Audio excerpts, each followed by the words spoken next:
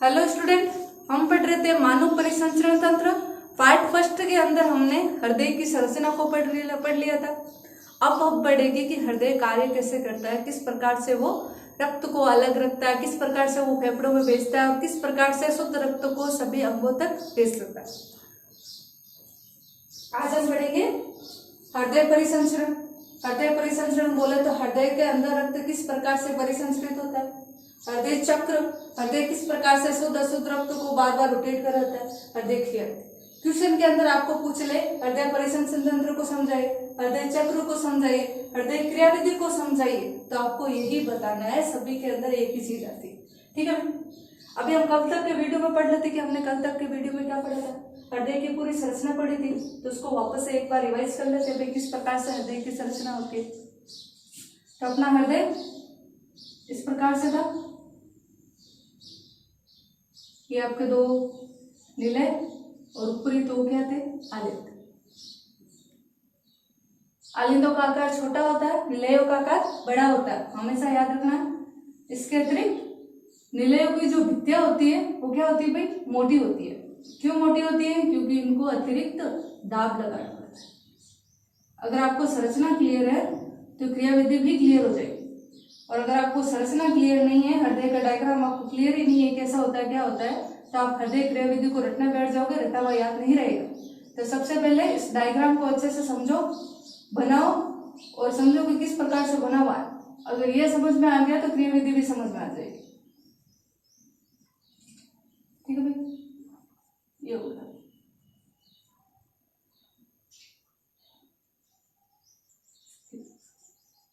ये था ऊपरी आपके हो गए आलिंद,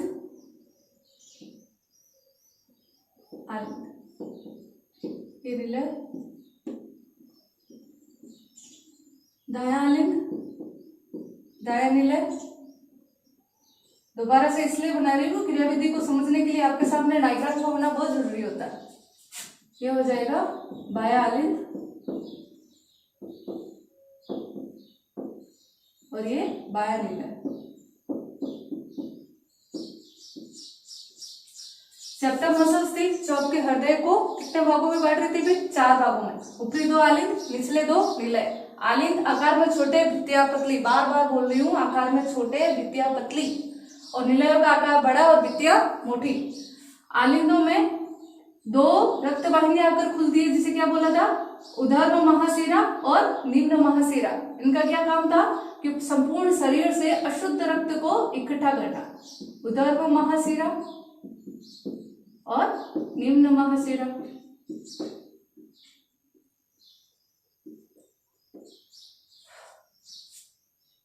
दाएं आलिंद और दाएं निलय के मध्य ट्राइकस्पिड कपाट, और बाएं आलिंद और बाएं निलय के मध्य बाइकस्पिड कपाट, बाइकस्पिड वॉल, ठीक है भाई। अब दाएं निलय से रक्त वाहिनी कौन सी, पुपुष्य धमनियां, जो कहा जाती है दोनों फेफड़ों के मध्य, दोनों फेफड़ों में, दायां फेफड़ा और ये आपके बायां फेफड़ा, ठीक है भाई। इसको क्या बोला था, पल्मोनरी धमनी, पल्मोनरी धमनी।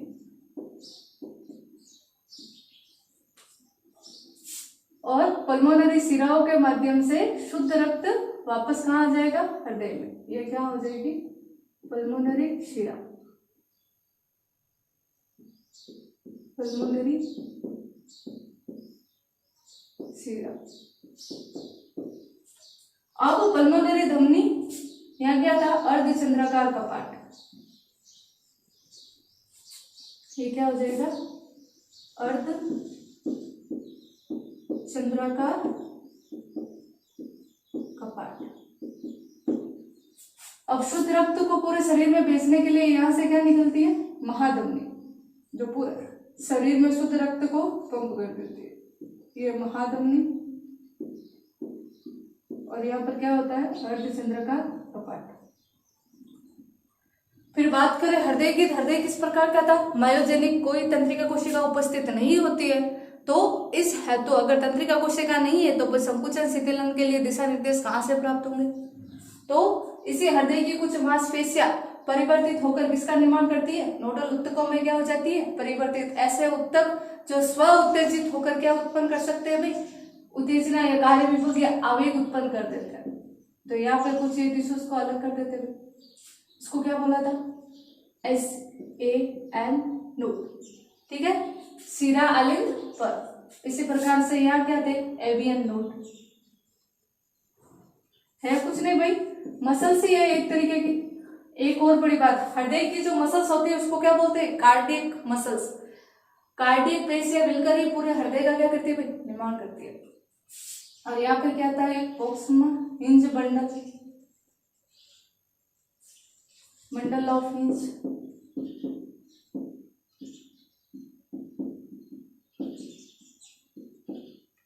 फिर इधर या नीचे की तरफ हिंज ब्रांचेज, ये दोनों लीलाएं में होती है, मैं एक ही तरफ बना रही हूँ। हिंज शाखाएं,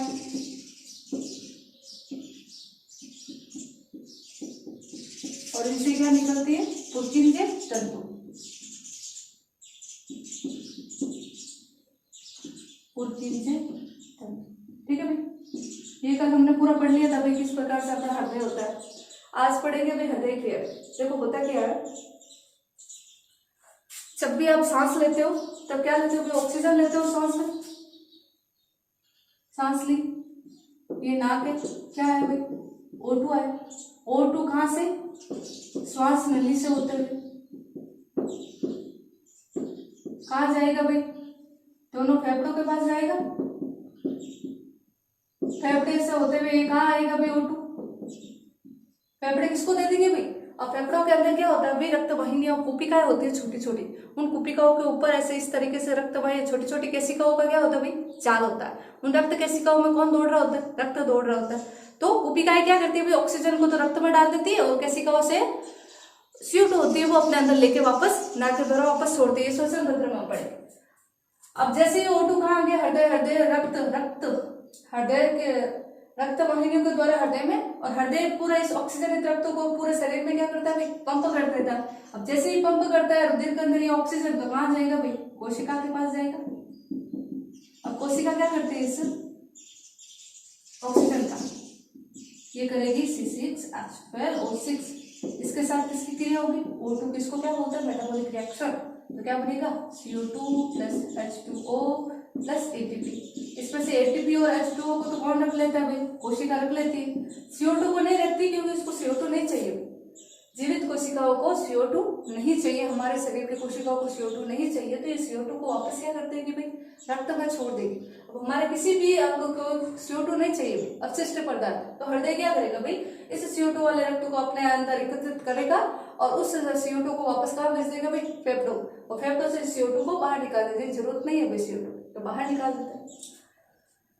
तो जैसे ही ऑक्सीजन ये किस प्रकार से CO2 बनी, तो जैसे ही अशुद्ध रक्त बना, जैसे ही रक्त के अंदर CO2 घुला, रक्त क्या हो गया, अशुद्ध रक्त। अब ये रक्त कैसा हो गया भाई, अशुद्ध रक्त। ये अशुद्ध रक्त अब पूरा के पूरा हमारे शरीर के अंदर क्या पाया जाता है, रक्त कोशिका वाहिकाओं का क्या पाया जाता है भाई, झाल पाया जाता है। इन रक्त वाहिकाओं में कौन दौड़ रहा है भाई, रक्त दौड़ता है। जैसे ही CO2 बनी, ये CO2 किसमें तो हो जाता है, रक्त के अंदर, और जैसे ही रक्त के अंदर CO2 घुला, रक्त हो गया अशुद्ध। ये अशुद्ध रक्त फिर कहाँ चला जाता है भाई, शिरा। ये सभी शिराएं किधर खुलती है, ऊर्ध्व महाशिरा और निम्न महाशिरा में, और ये अशुद्ध रक्त फिर कहाँ आ जाता है भाई, अपने दाएं आलिंद के अंदर, ठीक है भाई। जैसे ही दाएं आलिंद के अंदर ये सारा का सारा रक्त आया, ये दाएं आलिंद से रक्त कहाँ चला जाएगा, दाएं नीले, ठीक है भाई। अब ये 70% जो आपका रक्त होता है, याद रखना 70% मोस्टली, ये जब सीधे सीधे अपने दाएं आलिंद से कहाँ चला जाता है भाई, दाएं नीले के अंदर। लेकिन 30% है वो इकट्ठा रह जाता है, वो ऐसे नहीं निकल करेगा। उसके लिए उसको क्या करना पड़ेगा भाई, आलिंद को थोड़ा संकुचित होना पड़ेगा। जब आलिंद संकुचित होगा, शीतलित होगा, तभी वो शुद्ध रक्त कहाँ आ जाएगा, इस दाएं नीले में, अन्यथा नहीं करना। अब भाई संकुचित करने के लिए तो क्या चाहिए भाई, उत्तेजना चाहिए।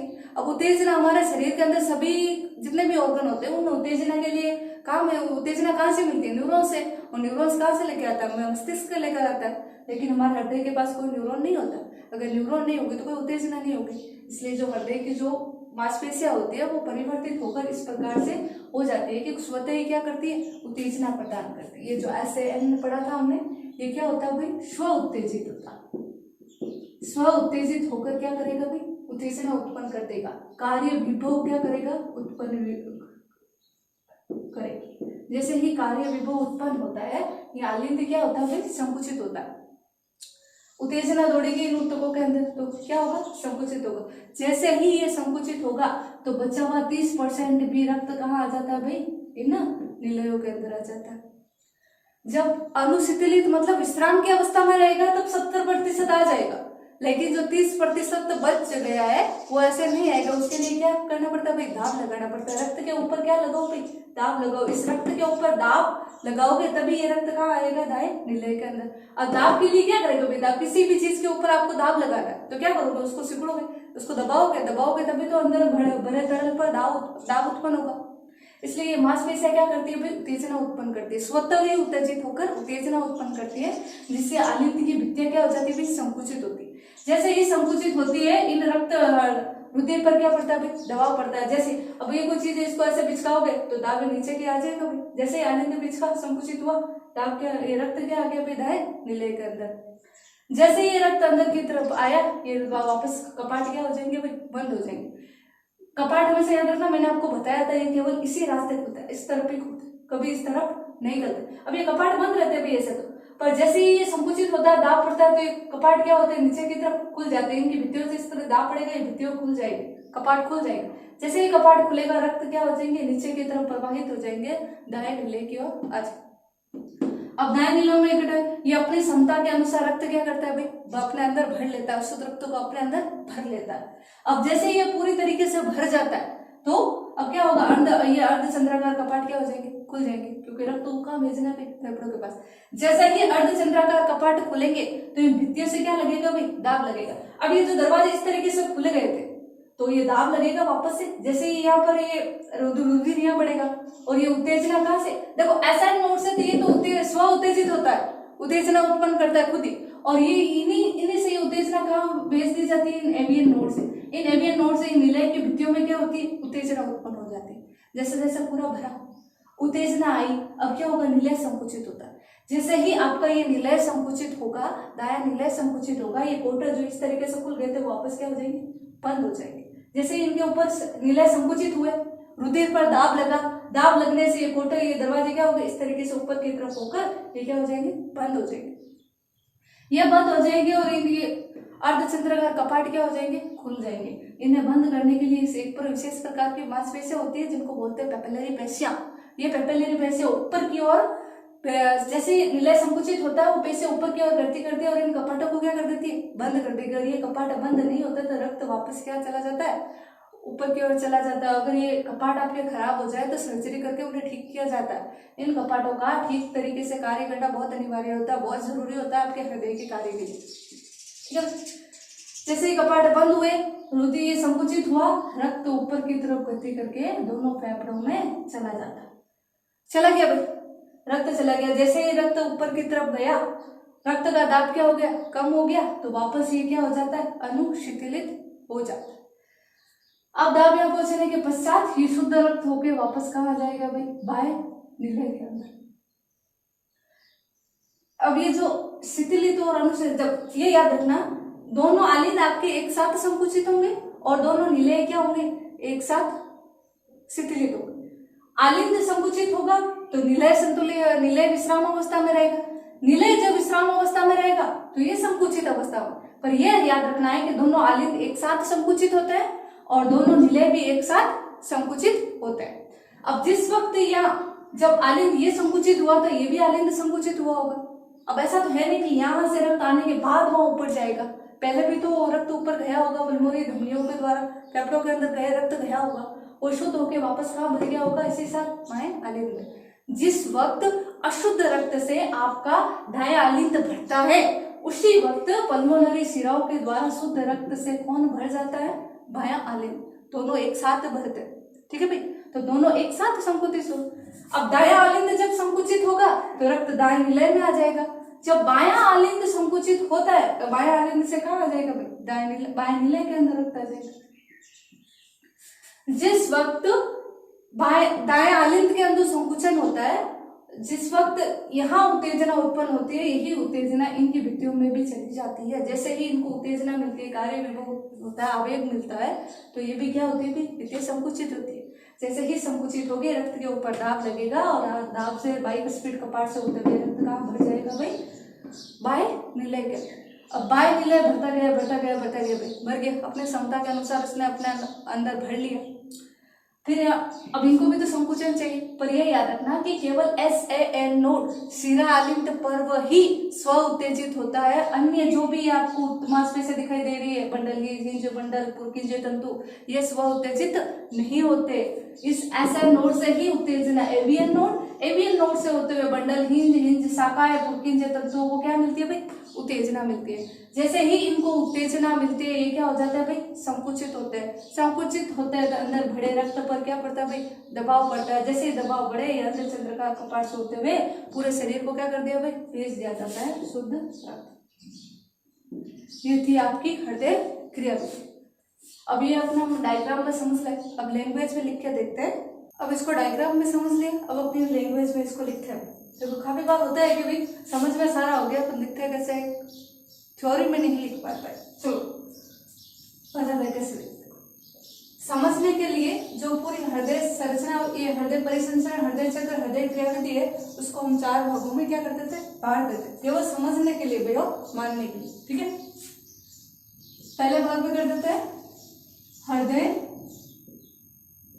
अनुशिथिलन।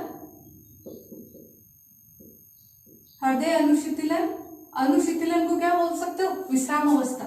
हृदय अनुशिथिलन अवस्था, या इसको क्या बोलते हो, अब देखो क्या लिखा हमने, हृदय अनुशिथिलन अवस्था मतलब आलिंद और निलय को हम क्या मान रहे, दोनों को विश्राम अवस्था में मान रहे हैं। आलिंद निलय विश्राम अवस्था, या क्या बोल सकते हो, अनुशिथिलन अवस्था। क्या होगा इस समय, देखो देख के बताओ, आलिंद क्या है, अनुशिथिलित अवस्था में, और ये भी आलिंद क्या है, अनुशिथिलित अवस्था में। दोनों निलय को भी हम क्या मान रहे हैं, अनुशिथिलन या विश्राम अवस्था में मान रहे हैं।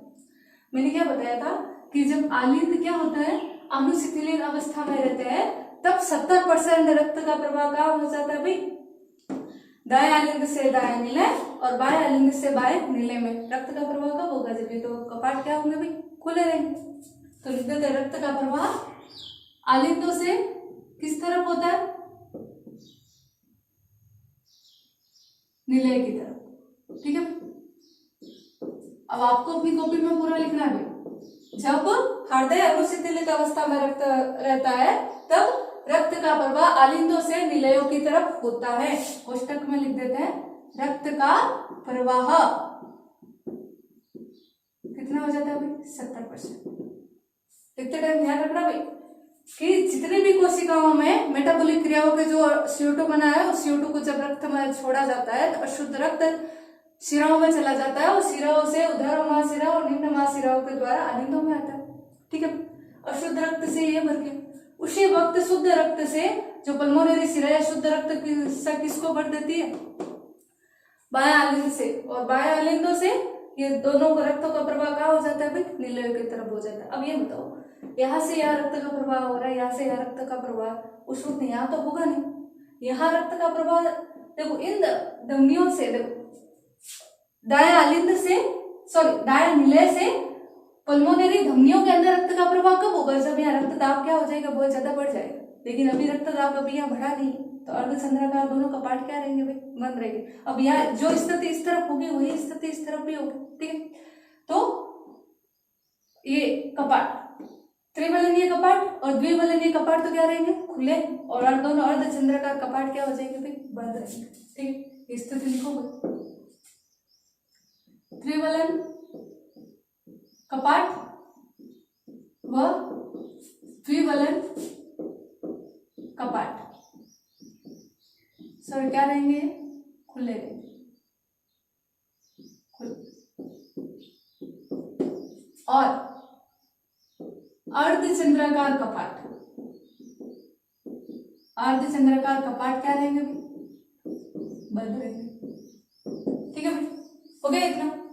इतना सा याद रखना है कि अर्धचंद्राकार जब हृदय अनुशीतलन अवस्था में रहता है, आलिंद निलय विश्राम अवस्था में रहता है, तो दोनों त्रिकस्पिड कपाट और बाइकस्पिड कपाट दोनों खुले रहते हैं और दक्षचंद्राकार कपाट क्या रहेंगे, बंद रहेंगे। तो रक्त का प्रवाह बोल दो भाई, ये कपाट खुले हैं तो रक्त का प्रवाह कैसा होगा, आलिंदों से निलय की तरफ, और यहाँ पर भी क्या होगा, आलिंदों से निलय की तरफ होता। ठीक है भाई। दूसरी स्थिति आलिंद संकुचन, या इसको क्या बोल सकते हो, निलय विश्राम अवस्था, निलय विश्राम अवस्था, दोनों एक ही बात है। क्या बोला मैंने कि जब ये दोनों आलिंद क्या होते हैं, संकुचन या संकुचन अवस्था में रहते हैं, तो दोनों निलय किस अवस्था में रहेंगे भाई, विश्राम अवस्था में रहेंगे। जब दोनों आलिंद क्या होंगे विश्राम अवस्था में, तो ये क्या होंगे, दोनों अनुशीतलित संकुचन अवस्था में रहेंगे। ठीक है, आलिंद संकुचन। अब बोलो आलिंदों को क्या होगा भाई, संकुचन होगा। ठीक है, ये बढ़ता जाएगा, संकुचन होगा, रक्त के ऊपर क्या पड़ेगा भाई, दबाव पड़ेगा। देखो ये जो अवस्था थी, इसके अंदर आलिंदों से निलय की तरफ रक्त का प्रवाह कितना होता है, 70% होता है, लेकिन 30% और पीछे क्या होता है, बच जाता है। वह 30% कब आएगा आलिंदों से निलय की तरफ, जब क्या होगा, आलिंदों में संकुचन, अन्यथा वो नहीं आएगा। तो सबसे पहले ये लिखते हैं भाई आलिंदों के अंदर संकुचन क्यों होता है, तो SAN नोट, सिरा आलिंद पर्व स्व उत्तेजित होगा। स्व उत्तेजित से क्या होगा भाई, आवेग उत्पन्न होगा, कार्य विभव क्या होगा भाई, कार्य विभव उत्पन्न। जब कार्य विभव उत्पन्न होगा तो आलिंद की भित्तियों में क्या होगा भाई, आलिंदों की भित्तियों में क्या होगा, संकुचन हो गया यहाँ तक। भित्तियों में संकुचन होगा तो रक्त का क्या होगा भाई, रक्त दाब क्या हो जाएगा, रक्त के ऊपर दाब बढ़ जाता है, दाब बढ़ जाता है। ठीक है, अब बताओ, देखो संकुचन हो रहा है, रक्त के ऊपर दाब बढ़ रहा है। जैसे यहाँ पर दाब क्या हो रहा है, बढ़ रहा है, कपाट बताओ किस तरफ खुलेंगे, इस तरफ खुलेंगे भाई। अगर दबाव इस तरफ बढ़ता है तो कपाट क्या होते हैं, बंद होते हैं। इन कपाटों की बात करो, ट्राइकस्पिड और बाइकस्पिड की, समझ से याद रखना। जब आलिंदों के अंदर संकुचन होता है, आलिंदों के अंदर रक्त दाब बढ़ता है, तो बाइकस्पिड और ट्राइकस्पिड कपाट क्या होंगे, खुल जाएंगे, ताकि वो 30% है वो भी क्या हो जाए, रक्त का प्रवाह हो जाए। और जब इनके अंदर रक्त दाब बढ़ता है तो दाब बढ़ेगा, संकुचित होगा, तो ये कैपिलरी पेशियां क्या होगी, ऊपर की तरफ क्या करेगी, गति। तो जैसे ही ये कपाट खुले थे वो वापस क्या हो जाता है भाई, बंद हो जाता है। तो कपाट लिख दो भाई, त्रिवलन कपाट। अब त्रिवलन कपाट बंद है तो द्विवलन कपाट भी बंद ही रहेगा। ठीक है भाई, द्विवलन कपाट खुले रहेंगे। और अर्धचंद्राकार कपाट क्या होंगे,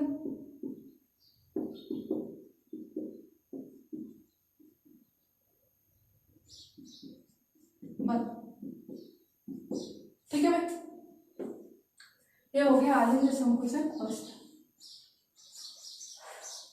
अब ये याद रखना कि जो स्थिति इस तरफ अपना भी यहाँ बढ़ी है वही इधर भी होगी, आलिंद संकुचन। अब पढ़ते हैं, हटा देते हैं, हटाए बिना हम लिखेंगे कहाँ पर, ये लो हटा देते।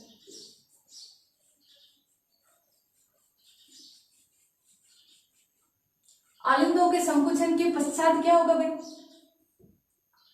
संकुचन के पश्चात क्या होगा भाई, आलिंद क्या होंगे, विश्राम अवस्था में आएंगे। आलिंद अनुशीतलन,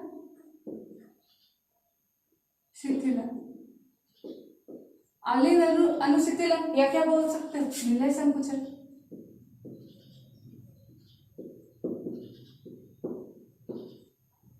जब आलिंद संकुचित होंगे तब निलय विश्राम अवस्था में, जब निलय विश्राम अवस्था में रहेंगे तो आलिंद संकुचित अवस्था। ठीक है, आलिंद अनुशीतलन। अब ठीक है, अब देखो निलय संकुचन, रक्त सारा का सारा इधर आ गया, इन दोनों निलयों में रक्त क्या क्या हो गया, भर गया। जैसे ही रक्त भर गया, यहाँ रक्त का दाब क्या हो जाता है भाई, बढ़ जाता है।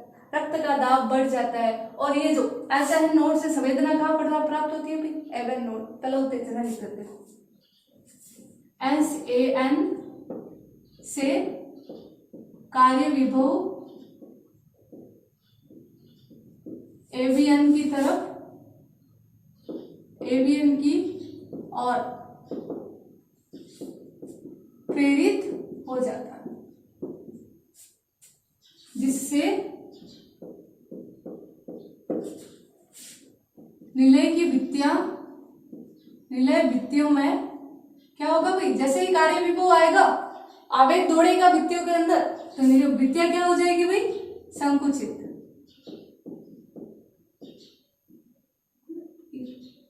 भित्तियां, ठीक है भाई, निलय भित्तियां संकुचित, निलय की भित्तियां संकुचित होगी तो रक्त दाब क्या हो जाएगा भाई, बढ़ जाएगा। रक्त के ऊपर क्या होगा भाई, दाब बढ़ेगा। जैसे ही रक्त की ओर दबाव बढ़ेगा तो क्या होगा भाई, त्रिवलन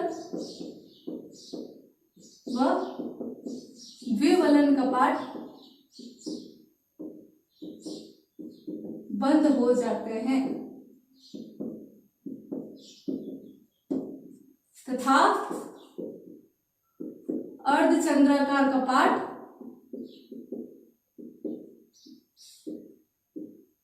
खुल जाता है।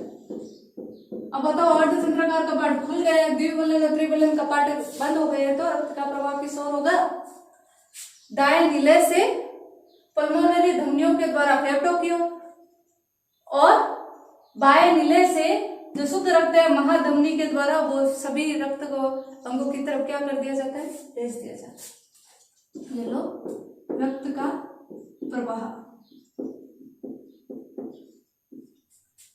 दाएं निलय से कहाँ जाएगा, पल्मोनरी धमनियों, ठीक है, पल्मोनरी धमनियों में, और बाएं निलय से महाधमनी, ठीक। और वापस से ये संकुचित हो गया भाई, रक्त का प्रवाह वापस कहाँ हो गया भाई, ऊपर की ओर प्रवाहित हो गया। वापस से निलय क्या हो जाएगी, विश्राम अवस्था में आ जाएंगे। जैसे ही निलय विश्राम अवस्था में आएंगे, आलिंद की संकुचन अवस्था क्या आ जाएगी, दोबारा से रक्त का प्रवाह, और यही प्रवाह निरंतर चलता रहता है आपके शरीर में जब तक आप जिंदा हो, तब तक ये इसी तरीके से आपका हृदय काम करता रहता है। और आपकी जो हृदय की धड़कन दिखाई देती है आपको, वो किस ओर है, ये जब ये संकुचित और शिथिलित नहीं होता है भाई, जैसे देखो ये आलिंद क्या होगा, संकुचित रक्त, जब ये निलय संकुचित होता है ना भाई, तो ये क्या लगाता है भाई, दाब पड़ता है पेट से, और निलय जब संकुचित होती है पेट से ऊपर की ओर क्या करती है, पेपिलरी पेट से ऊपर की ओर करती है। जैसे ही करती है ढक्कन, ये नहीं होता है ढक्कन, कपाट जोर से एक ठक से क्या होता है भाई, बंद होते हैं। जब ये बंद होते हैं तभी आपको क्या सुनाई देती है, धड़कन से धक धक। ये कपाट और ये कपाट दोनों क्या होंगे, एक साथ बंद होंगे। तो जैसे ये ढक्कन बंद होता है तब आपको एक धड़कन सुनाई देती है, धक। और जैसे ये फिर वापस से जब रक्त का प्रवाह उस ओर हो जाता है और ये ढक्कन बंद होता है, तो जब ये दो ढक्कन बंद हो गए तब आपको दूसरी धमनी सुनाई दे देगी, धक। ये जो आपको धक धक सुनाई दे रही है, इन्हीं कपाटों के बंद होने से क्या होती है, सुनाई देती है। उम्मीद करती हूँ आपको हृदय क्रिया विधि अच्छे से समझ में आ गई होगी। आगे हम पढ़ते हैं कि हृदय की धड़कन स्पंदन क्या होता है, कि लब और डब क्या होता है, ठीक है भाई।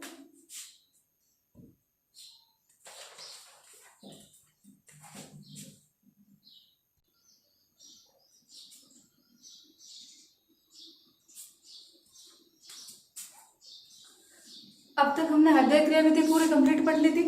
अब हम पढ़ेंगे ECG, इलेक्ट्रोकार्डियोग्राफ। क्या होता है इलेक्ट्रोकार्डियोग्राफ?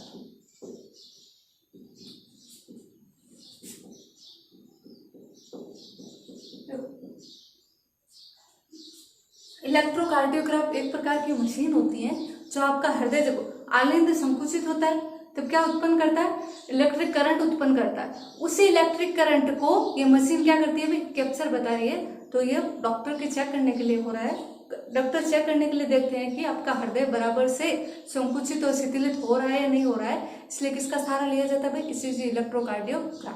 जब आपका आलिंद संकुचित होता है तब एक प्रकार का क्या उत्तेजना उत्पन्न होती है, इलेक्ट्रिक करंट उत्पन्न करता है। तो उसी उत्तेजना को इस प्रकार से नोट करके देखा जाता है कि आपका हृदय बराबर तरीके से संकुचित और शिथिलित हो रहा है कि नहीं हो रहा है। देखो होता क्या है उसके अंदर, मान लीजिए ये एक प्रकार का व्यक्ति है, बीमार है, बीमारी है बेचारा, तभी ईसीजी कराएगा।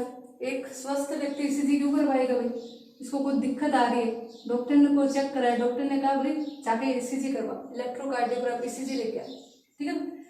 ये जाता है और इसकी क्या करवाई जाती है भाई, ईसीजी। देखो ईसीजी के अंदर होता क्या,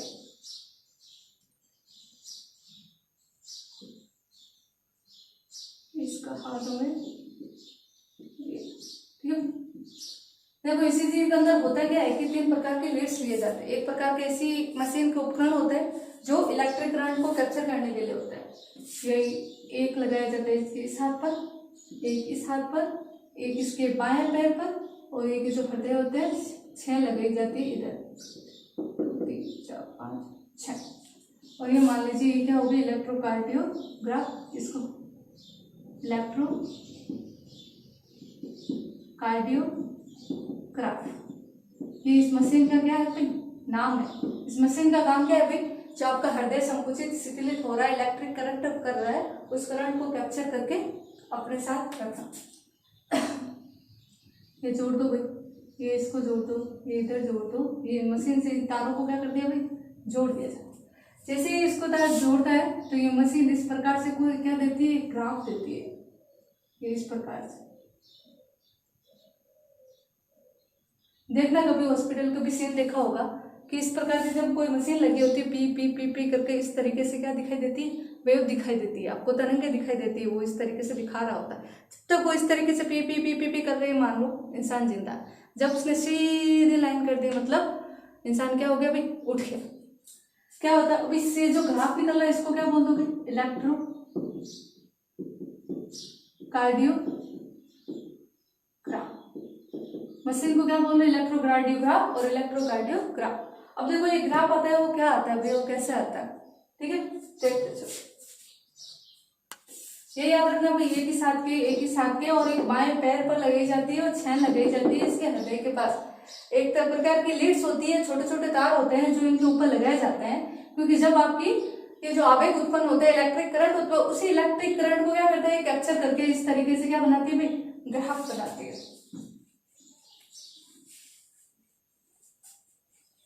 देखो कैसे बनता है ग्राफ,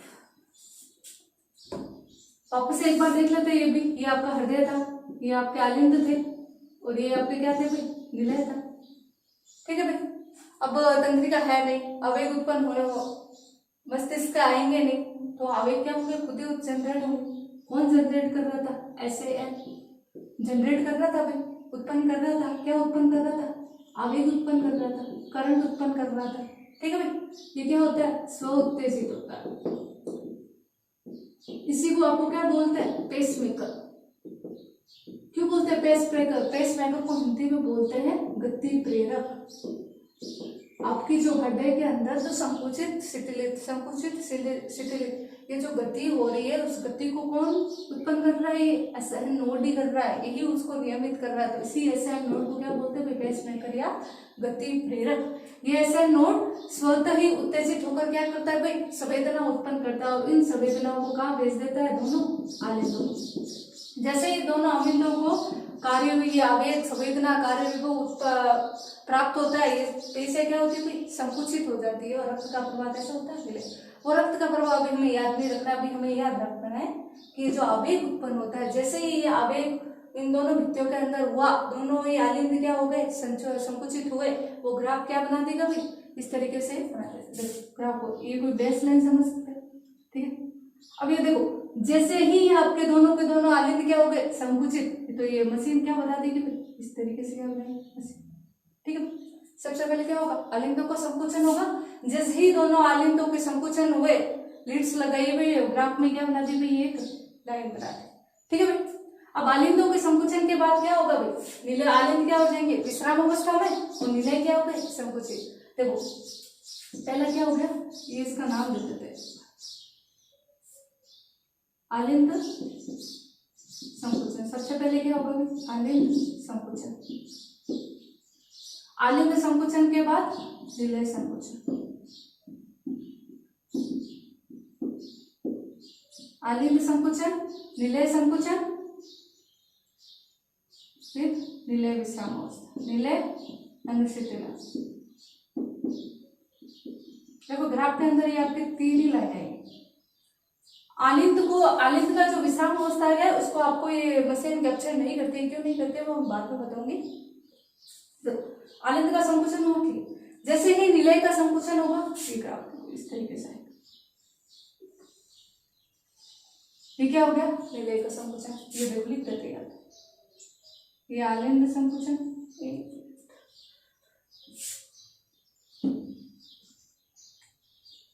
आलिंद संकुचन,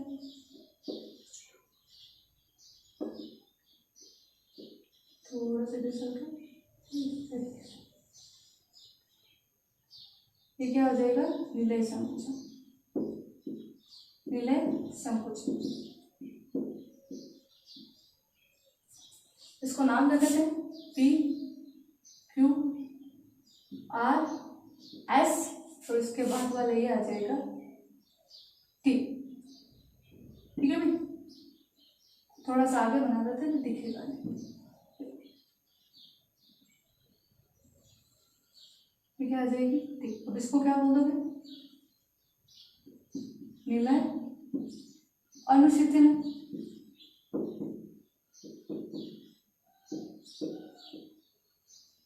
यह होता है आपका इलेक्ट्रोकार्डियोग्राफ। ये 0 सेकंड से यहाँ तक आए तब कितना हो जाएगा, 0.8 सेकंड का।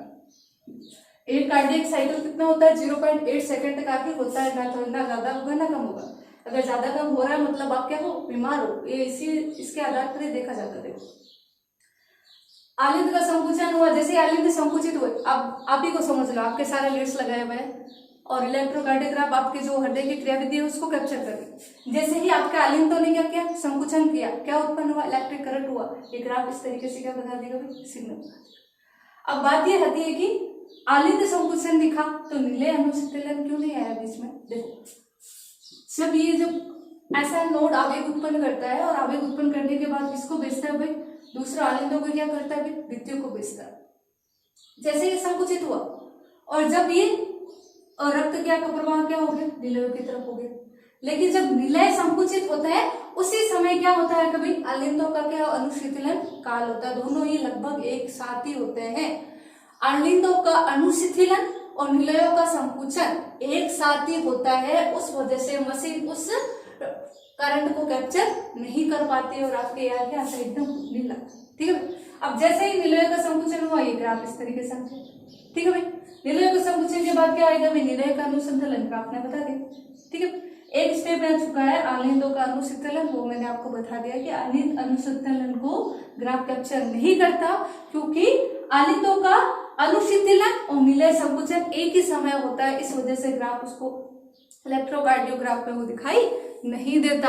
अगर आप स्वस्थ हो तो इस प्रकार से आपकी ईसीजी आएगा, इलेक्ट्रोकार्डियोग्राफ इसी प्रकार से निकलेगा। अगर आप स्वस्थ नहीं हो, मतलब स्वस्थ नहीं हो तो कुछ ना कुछ दिक्कत होगी, तभी आपका हृदय पूरी तरीके से संकुचित शिथिलित नहीं हो रहा है। अगर हृदय में कुछ परेशानी है तो फिर उस हिसाब से आपको मेडिसिन दी जाती है। ईसीजी क्लियर होगी। ईसीजी के बाद में आपका जो टॉपिक है वो होता है परिसंचरण पथ। अब क्या होता है परिसंचरण पथ, देखो मानव के अंदर जो परिसंचरण पथ होता है वो होता है दोहरा परिसंचरण तंत्र। दोहरा परिसंचरण तंत्र, देखो दोहरा परिसंचरण तंत्र का मतलब क्या होता है। ये आपका क्या हो गया भाई, हृदय हो गया, ये 4 कक्षकों में बटा है। ठीक है, ये आपका क्या हो गया भाई, सामान्य पाचन दिमाग पर जाएगा। ये लो 2 आदमी हृदय, ये मान लो कोई भी अंग ले लो, अंग या कोई कोशिका ले लो। ठीक है भाई, सारे कोशिकाओं के पास होता हुआ जाएगा, हम एक ही मान लो। और यहाँ आपके क्या हो गए फेफड़े। होता क्या है, फेफड़ों से क्या होगी, ये श्वास लिया आपने, फेफड़ों में क्या आ गया भाई, O2 आ गया। ऑक्सीजन चाहिए होती, O2 आ गया, यहां से रक्त आ गया यहाँ पर, और यहाँ से कहाँ आ गया, अंगों के आगे। क्या करेंगे चलो कोशिका लिख देते हैं यहाँ पे, कोशिका क्या करती है कोशिका, देखो ग्लूकोज तो इसके पास है ही, खाना खाया आपने, फूड को डाइजेस्ट किया तो ग्लूकोज आ गया कोशिका के पास, और श्वसन के द्वारा क्या मिला भाई, O2, तो क्या मिलेगी, क्या करेगा, मेटाबॉलिक रिएक्शन लिख देते हैं यहाँ, मेटाबॉलिक क्या होगी, क्रिया होगी, रिएक्शन होगी मेटाबॉलिक, तो क्या बनेगा भाई, एटीपी बनेगा, ऊर्जा बनेगी, और क्या बनेगा, H2O बनेगा, प्लस क्या बनेगा, CO2। अब इन दोनों को चीजों को तो कौन रख लेता है भाई, कोशिका रख लेती है, लेकिन CO2 को नहीं रखती, तो यह CO2 कहाँ भेज दिया जाता है भाई, वापस रुधिर के अंदर। ठीक है, अब ये जो आ रहा है वो किसके द्वारा आ रहा है, रक्तवाहिनी के द्वारा आता है, रक्तवाहिका जो शुद्ध रक्त लेके आ रही है उसको क्या बोल दोगे, धमनी। ठीक है, और जो अशुद्ध रक्त लेके जा रही है उसको क्या बोल दोगे, सिरा। अरे यहाँ ले जाएगा, अशुद्ध रक्त कहाँ जाता है, दाएं आलिंद में, दाएं आलिंद से कहाँ आता है भाई, दाएं निलय में। अब दाएं निलय से होते हुए वापस कहाँ जाएगा भाई, फेफड़ों, और फेफड़ों में शुद्ध आने के बाद वापस कहाँ जाता है भाई। अब इसको समझो, देखो ये जो आपका हृदय होता है उसके अंदर रक्त कितनी बार प्रवेश कर रहा है, कहाँ से, एक बार तो कहाँ प्रवेश कर रहा था, आलिंद से प्रवेश किया, और कहाँ गया, फेफड़ों में, वापस दोबारा कहाँ से प्रवेश किया, दूसरे बाहर आलिंद से प्रवेश किया, और निकला कहाँ से भी, एक बार तो इससे दाएं आलिंद, दाएं निलय से निकला, और दूसरी बार बाएं निलय से निकला। तो हमारे मानव मतलब हमारे अंदर या मानव के अंदर जो रक्त होता है हृदय के अंदर दो बार प्रवेश करता है और 2 ही बार बाहर निकलता है, इसलिए इसको क्या बोलते हैं, दोहरा परिसंचरण तंत्र। क्या लिख दोगे, रुधिर हृदय में 2 बार क्या करेगा, प्रवेश करेगा, ऐसे परिसंचरण पथ को क्या बोलते हैं भाई, दोहरा परिसंचरण पथ।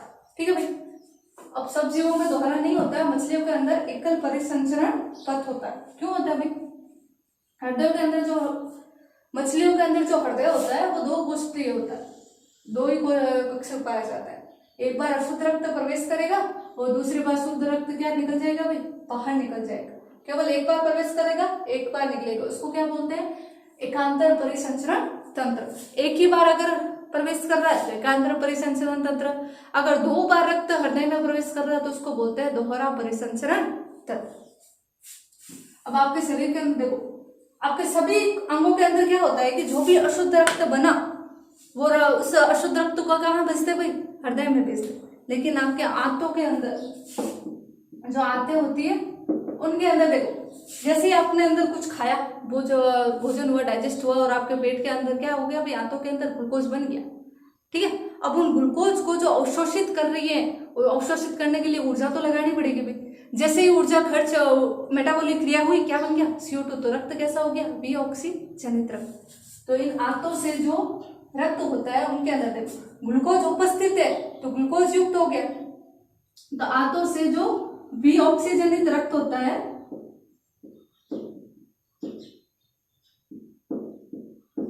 यह हृदय के पास नहीं जाएगा, पहले कहाँ जाता है, यकृत के पास जाता है।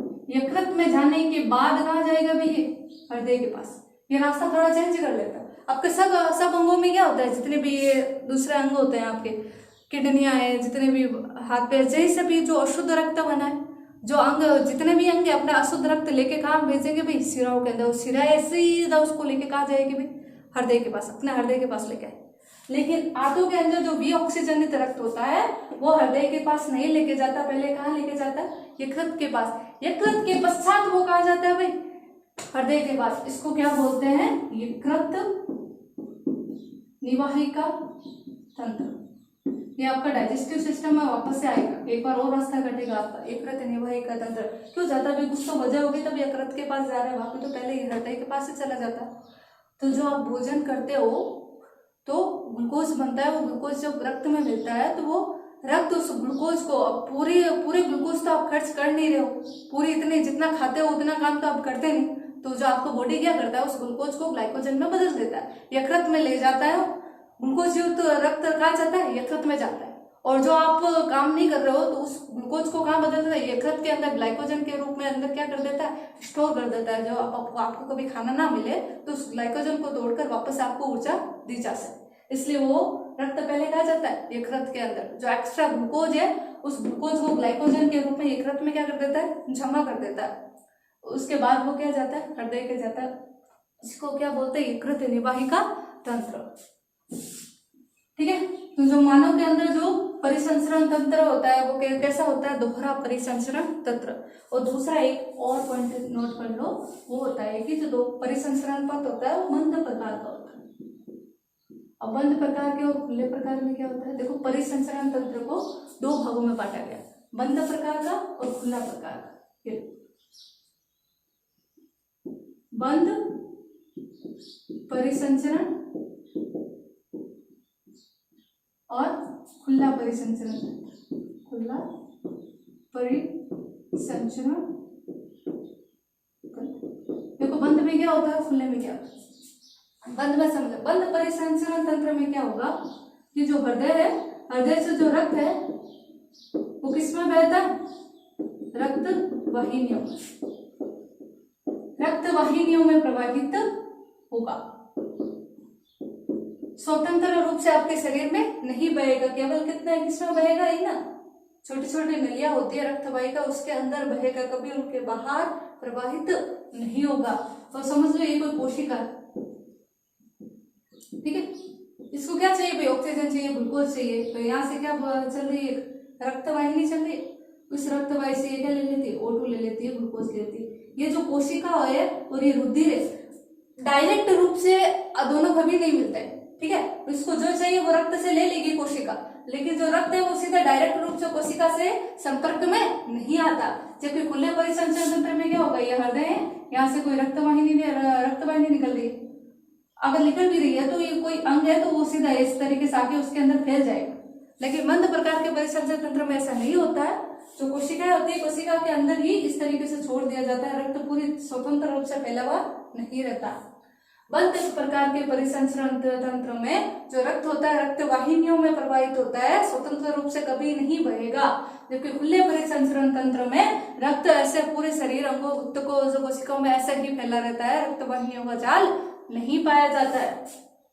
ये तो होता है जटिल प्राणियों में, जैसे मानव है, स्तनधारी है, उन सब में। और खुला परिसंचरण तंत्र होता है जैसे कीट मकोड़े, तिलचट्टा, कॉकरोच वगैरह, उन सब में क्या पाया जाता है भाई, खुला परिसंचरण तंत्र।